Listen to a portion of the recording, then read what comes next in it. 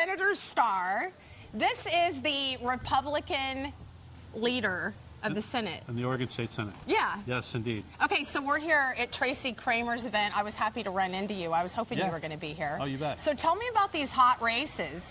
Well, there are races that we have to win in order for the Republicans to get out of the superminority and bring balance back to the legislature. Kim Thatcher's held this seat for a long time. Yeah. Fantastic state senator, fantastic record of representing the rural portion and the suburban portion of her district. Tracy is going to be a fantastic state senator to follow in those footsteps, but just to get through the election. What I love is I love Tracy. I love how she talks about education. She's like so passionate about it. I've seen several interviews in that way, right? So this is a really nice battleground area. Exactly. And that this was a race that was decided, her House race, 7 days after the election, and she lost by 161 votes. Right.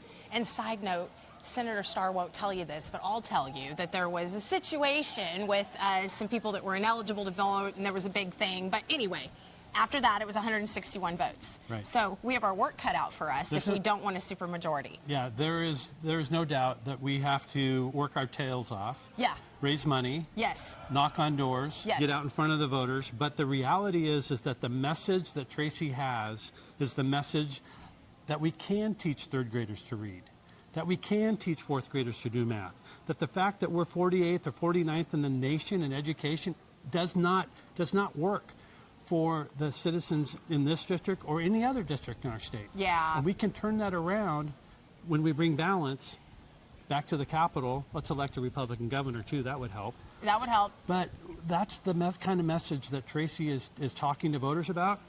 When you compare that to what the Democrats are selling, they're selling the status quo. The status quo is failure. It's failure. We can't have failure anymore. So that's why this seat is so important, and that's why we're so excited to get behind Tracy. And let's maybe she should win by a couple thousand votes rather than a couple hundred votes. That's what I would like. Yeah, exactly. Yeah. But that requires all of us to work hard, raise money, get out and knock on doors.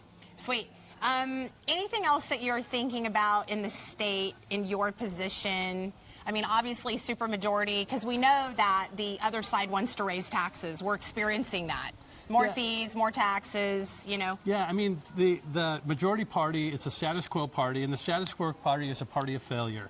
There's nothing that this incumbent governor or the supermajority in the legislature that can point to and say, hey, look at this great success that we've accomplished over the last decade.